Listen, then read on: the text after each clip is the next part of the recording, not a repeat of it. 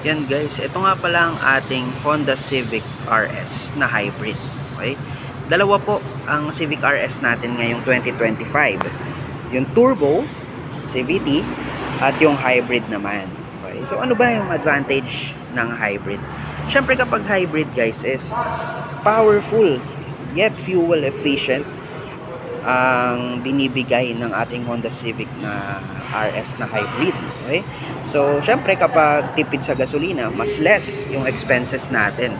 At bukod doon, eco-friendly rin siya dahil nga less pollutants ang pinoproduce ng Honda Civic RS na hybrid.